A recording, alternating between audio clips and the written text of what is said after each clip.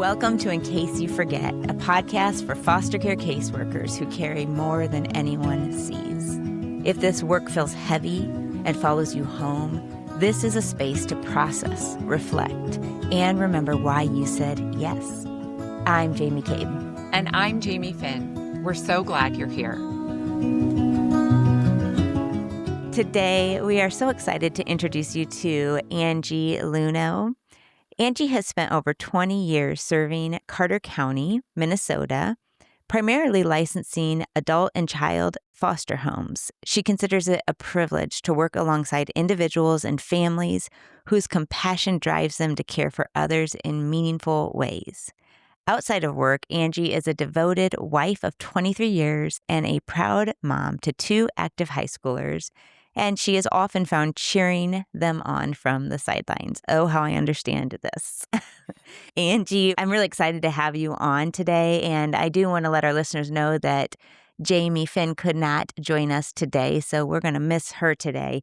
But I want to let our listeners know that today's episode, we're going to really be talking about intentional collaboration among team members in the agency and how that can really strengthen teamwork, reduce emotional strain, and ultimately help you, our caseworkers, show up more fully for the kids that you serve. Angie, welcome to the show. Thanks for being here. Thank you for having me. Yeah, I'm so happy to have you. And I know that your department has a strong culture of teamwork. And I would just love for you to set the stage of maybe paint a picture for us of what does that look like in the everyday? Yeah. Carver County is, I think, very unique in the way that teamwork occurs really on a daily basis. It is something that I see our entire child and family department um, communicating regularly through, in person and email and through virtual meetings. It is something where um, the teamwork that I see most beneficial is when caseworkers put out a request for help. It's not always easy for people to ask for help. And it is something that I think takes a little bit of time for people to adapt to and learn. And I say it's unique because there's not many agencies where people feel that they can lean on each other for support. But within the Child and Family Department at Carver County, people do it, like I said, daily. A lot of times this looks like communication through email, and somebody will put a request out saying, I've got somebody that needs a ride, somebody needs transportation, somebody maybe needs help watching some children while a family is in court or they're meeting as adults. There might be a need for some help with required paperwork that needs to be completed because there's timelines associated and it sometimes just gets to be a lot. And when those requests come through, they usually come through email, like I said, and it almost never fails. Somebody will step up and say, I got you. I'll take that. I can do that. And I just think that's really neat that we've got people that are willing to say yes. But also the fact that people will ask for help too and notice where their capacity is at. And when they need to ask for help, to be able to continue to do the good work that they do. Mm-hmm. How do you think that has been built, that culture? It's one of those things where people need to see it and they need to experience it in order for everybody to continue to do it, I think. So people that come in and they see it happen, that's when they see their ability to say, maybe I could have done that one. I'm going to do it next time. And then that next time the request comes through, somebody does it and it feels really good, right? So It really I know builds that upon each other, doesn't it? it does. Yeah. Yes. But it does take people to experience it and realize that we don't all have to do our own things and stay in our own bubbles and do only our own work. We can jump out of our comfort zones and we can help each other. And when we do that, many hands make light work, right? So, um, and I find myself needing to do this too, where there's times where I'm like, yeah, that request isn't for me. I know that's not my area, but really, there are times that it could be, and I just need to step out of that comfort zone and do it. And I'm sure that I probably have more capacity in me than I give myself credit for at times too. Yeah, how do you feel like, because you are in a different department, you're not on casework right now, frontline work, right? But you are licensing work, and it's all obviously, it all has to work together to serve our kids. So how do you feel like knowing the reality of another person's role within the department, how has that helped you in your own role? It just gives me perspective and it helps me know how to even communicate professionally and being able to share information with others in a more informed way. So if I gain that perspective and understand a little bit more outside of my own little bubble, then I'm able to explain those things to the foster parents that I work with and explain things to the older youth. We have older youth that come into care and they've got questions. And if I gain that outside perspective and I expand on my knowledge base, I can then share with others also. I think a great way that I was able to do that recently was through a court process that I kind of dipped my toes into. Um, there was a morning I came in to the office and a coworker said, "Hey, we're having a hearing with this family this morning. Do you want to join?" And I thought, well, do I join? Like, is it my place to join? And I'm so glad I did. I learned so much that morning, that day actually. It turned into a day. Um, Court was supposed to be at 8:30 a.m.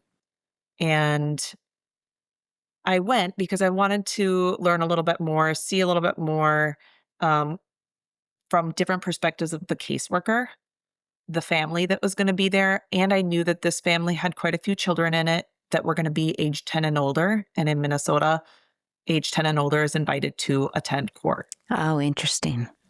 So I agreed to go, and I was just going to be a bystander, right? Taking information in.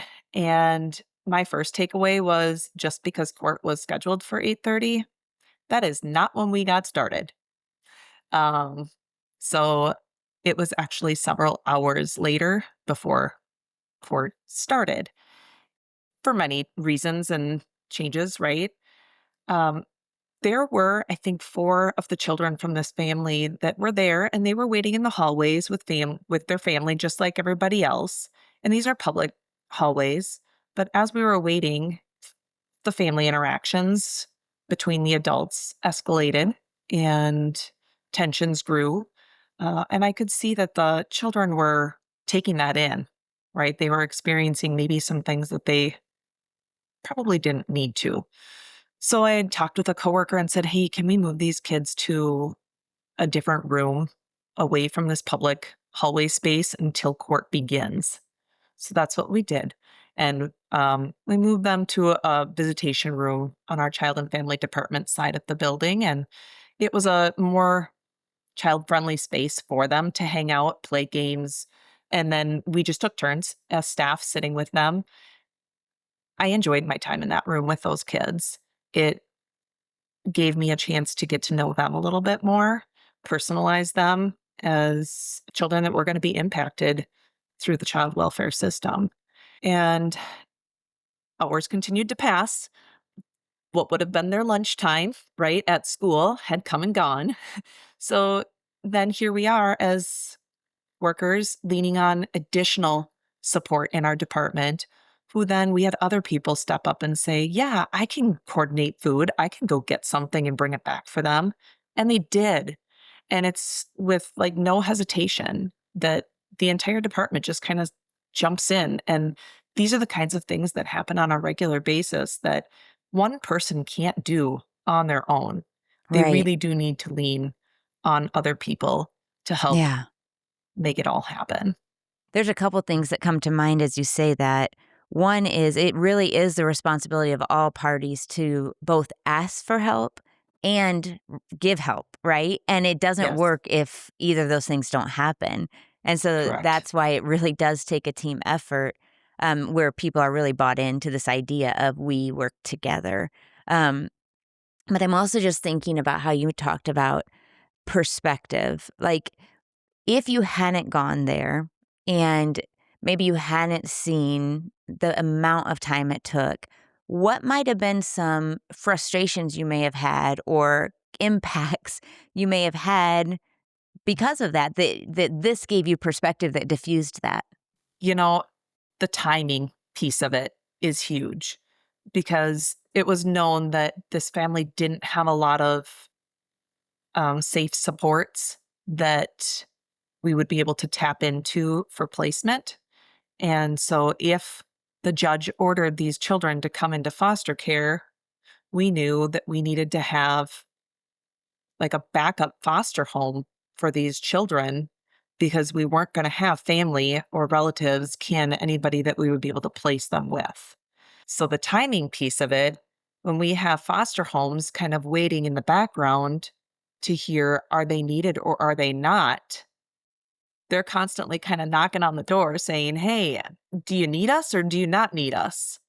And so as those hours continue to pass, you've got multiple people waiting to hear, and we didn't have answers. And they were thinking, well, court's at 8:30. We should have an answer by Of 9:30 or 10, course. right? Yeah. That's not how it works. So that's Yeah. one of the areas that can get frustrating. And so now as a foster care licensor and somebody says, well, court's at 8:30, I'm going to know better, right? And Yeah. understand that that doesn't mean we're going to have answers by 10 a.m.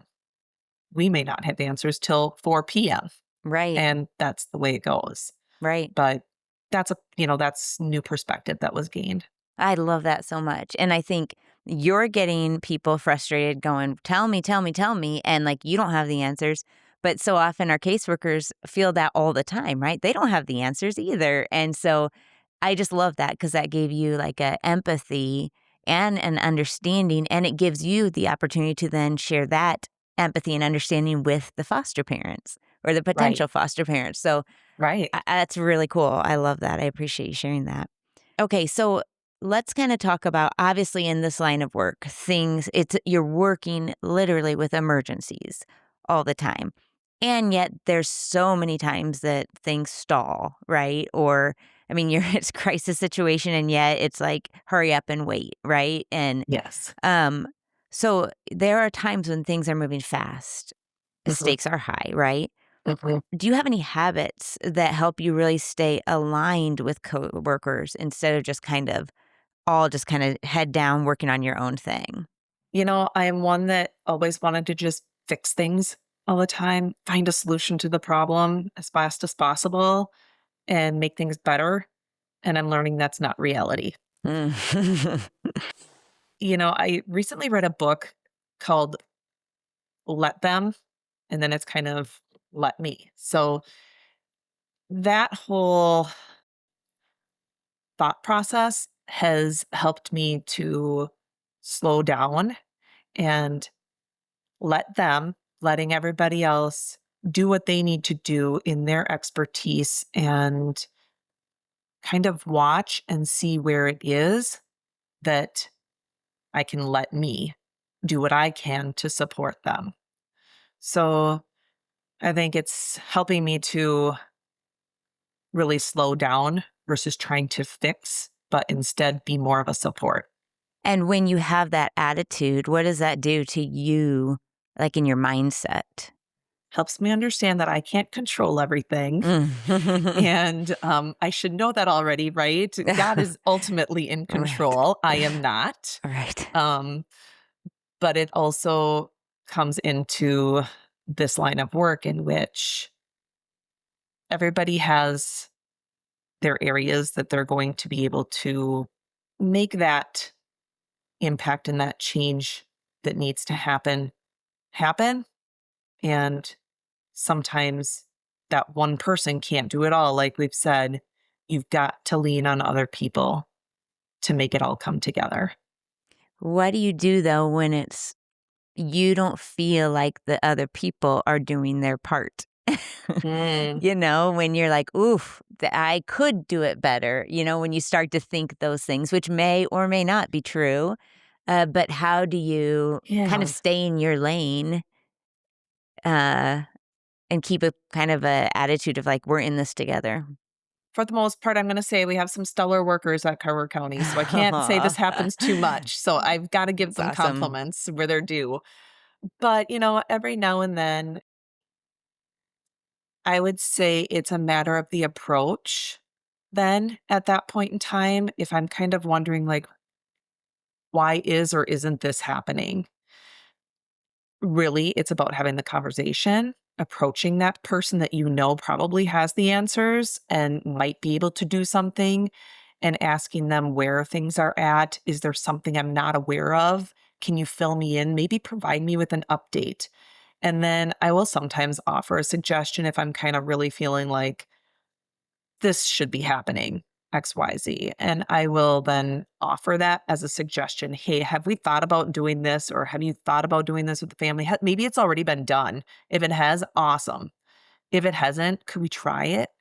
And then sometimes the worker will respond, oh, yeah, I didn't even tell you about it. I forgot to let you know. Yes, we did do that. And this is the outcome. Mm, But when it hasn't, then usually my coworker will usually say something like, "Hey, that was a great idea. I'm gonna do that. I'm gonna do that today." And so I think it's the communication. It's just really being transparent and having that open communication with one another in a respectful way. And it's just about how you approach things. hmm Yeah, recently, some of our team, our leadership team, we had an offsite and we watched a really old actually talk by a leader, and it was on this idea of trust versus suspicion. So when things don't happen the way you expect, are we inserting suspicion that they just messed it up or didn't do it right? Or are we inserting trust that maybe I just don't know? And what I'm hearing you say is you insert trust and you have a really great team, but it sounds like there is a lot of trust built up that you're just like, you're not coming in saying, "You didn't do this." You're coming in saying, "Help me, can I understand, like, where we are? Because I'm feeling some gaps here." Uh, Yes, yeah, that's good. But that's hard to do. it is, but it just takes time and appreciating one another for the work that we do. Yeah. And then that trust, I think, is built through actually showing up, following through when you say Mm, you're going to do it. And a lot of it is the timeliness of things. So it's being present when people need you to be present, not when it's convenient. that's good. In this line of work, things come up unexpectedly. A case manager can plan their day all they want to. I can plan my day all I want to. And I can tell you that those twists and turns are going to come in when you least expect them to. And that's just the nature of this work. And once people adapt to that and they understand that and they actually show up when they're asked to show up, that makes all the difference in the world in developing that trust. Yeah, there's so much out of our control all the time, right? But there are a few things that we can control, and one of those things is our own attitude and, what we choose to insert into those gaps. That's good. Talk to us about a time that maybe you've looped someone in early and that actually changed the outcome or reduced the emotional load, similar to what you're saying, where you said, have you thought of this idea? But is there like a specific example you can think of when that really proactive communication made a big difference?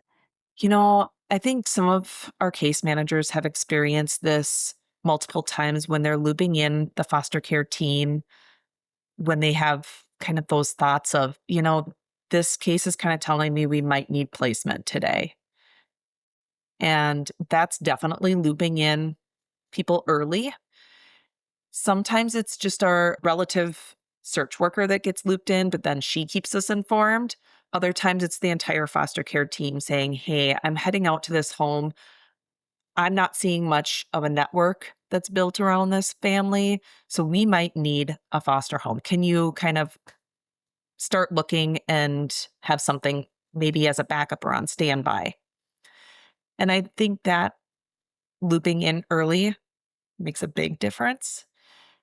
I would say that it gives us time to process a little bit more, get a little bit more information about the children, trying to find that right match, um, so that we do have a good backup foster home if we can't find Yeah. relatives or kin to put these children with.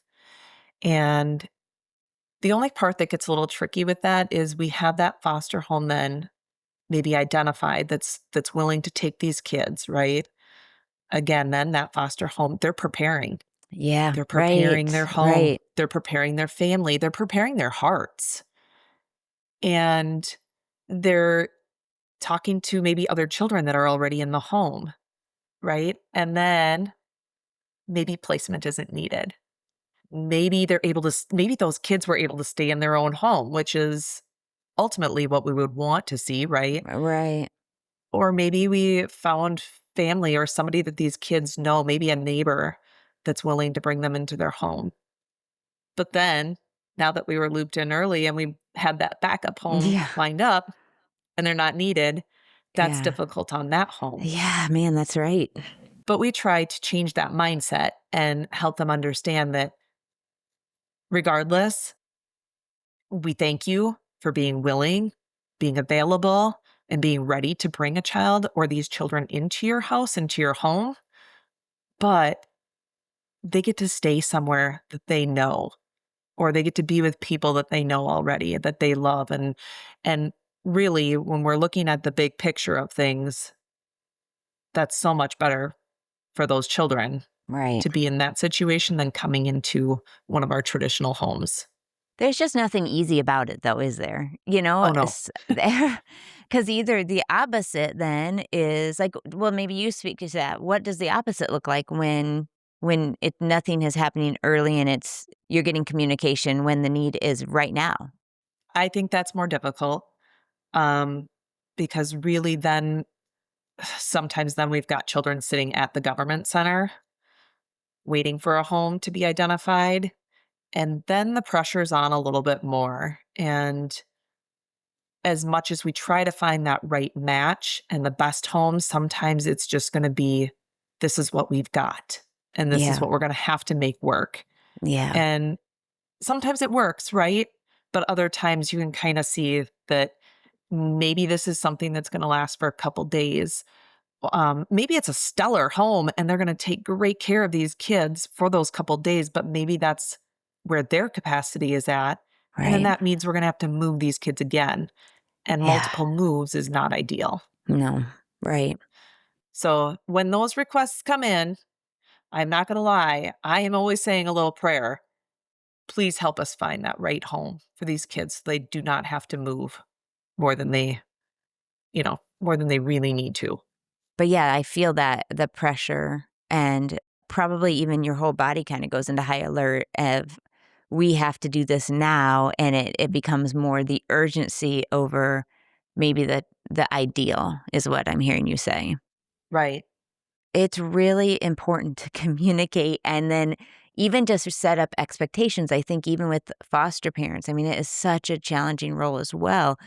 But it's like if we all keep in mind those kids and like the whole purpose, it becomes less personal about, wait, I planned this and then you changed my plans. It becomes more like, okay, the kid, that child found what they needed, right? Mhm. Mhm. Hmm. Absolutely. When we talk about asking for help, what does that look like, especially when you know you need help, but you also recognize the people you're asking for help are also burdened and overstretched. How does that look? And is it ever appropriate to not ask for help or how to ask for help in a way that yeah, that's healthy for everybody? That is definitely everybody knowing their own capacity and where they are going to be able to continue to do good work and continue to serve the people that we're here to serve in our community. I mean, that is such a personal piece, right? That everybody Yeah. needs to find and identify. And I think for the most part, everybody tries to do what they need to do to fulfill the needs. of the families they're working with, but it's also evident when, and I think everybody can kind of see it too. There's different circumstances and situations that just rise to that next level. And I think a lot of people know where that breaking point is of, I need help. And other people see it too. Like sometimes people will offer before the ask even comes, Interesting. Yeah. Yeah. which I think again is amazing. But it happens more than you can imagine. And it's not just coworkers at Carver County either. We have our management staff, so our supervisors, our manager, they will jump in too and say, I see what's happening and I see you need help. Let me do this. And they will. And they'll take it. And like I had said a little earlier too, when somebody says they're going to do something, they do it. It's not an empty promise. It will get done and it will get done right. Do you feel like there's any, like, even just small practices that have built trust across the team over time that you've used or that you've seen? Think just being present to support when necessary, right? So when there is an emergency consult and an email goes out to our department saying, I really need to consult on this case. It is something that is, it's urgent. It needs attention. You know, we're going to meet in an hour. So when people can drop what they're doing and they can jump on an emergency consult and meet in an hour, Mm, that really carries a lot of weight, I think. yeah. Um, or if then following that consult, right, there are to dos that need to happen. And when other people can jump in and actually say, I'll make that phone call for you, I can reach out to that family for you, I can call those relatives, I can talk with them. And now with just, having shared documents, we can all just add everything, all that information that's gathered into a shared document, and the worker that's the head of that case in that situation can just see the information flood in with the help of coworkers. I think that is very beneficial. Yeah.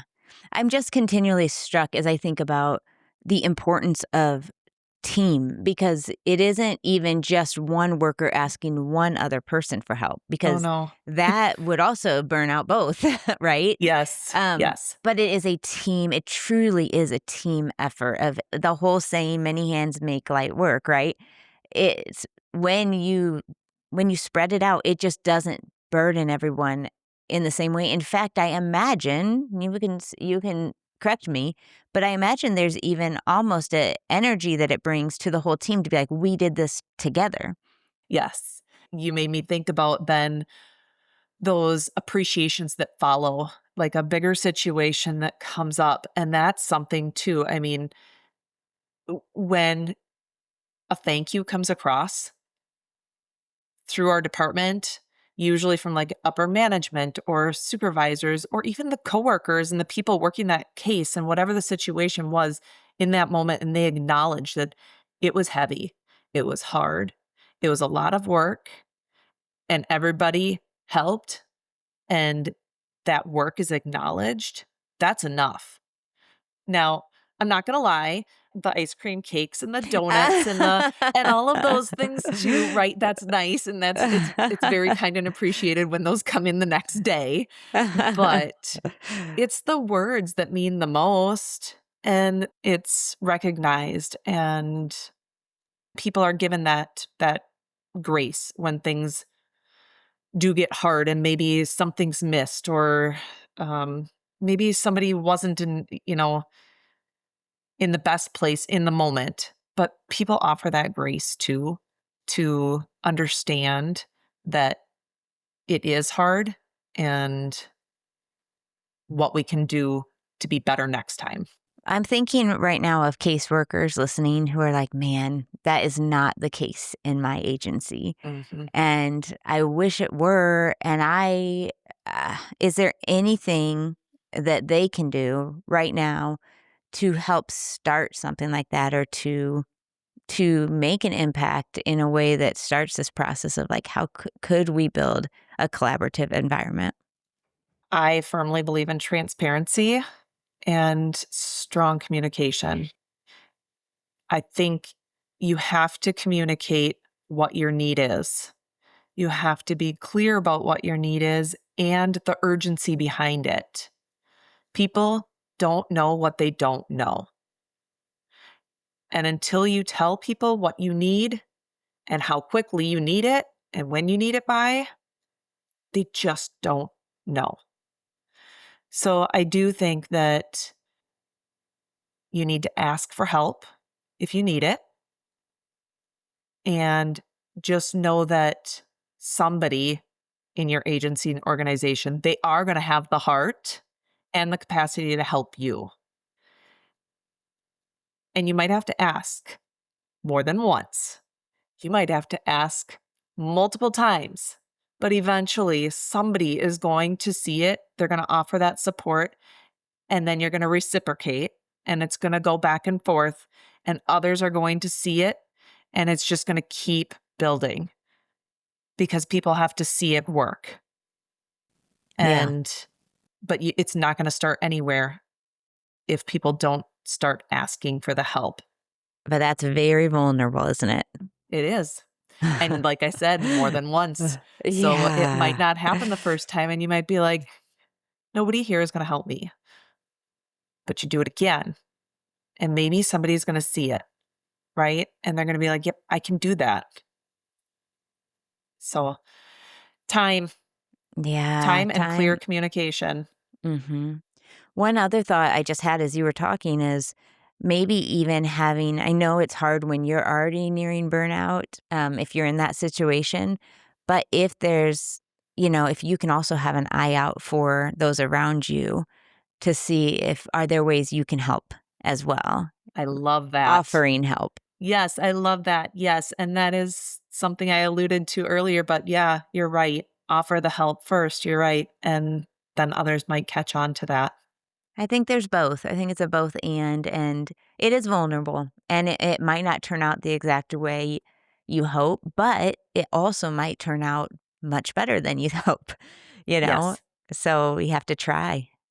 Angie, thank you for being on. I have just really enjoyed this conversation. It's just exciting to hear of the good culture and the positive, like just the way you shared about how you learned and had new perspective by working with others and by stepping into other areas, and I just really appreciate you and the work you're doing and for being on today. Thank you so much again for having me. This was, yeah, a great conversation. If this episode reminded you that you are not alone in this work, share it with another foster care caseworker who may need to hear it. And remember, your work matters, and so do you.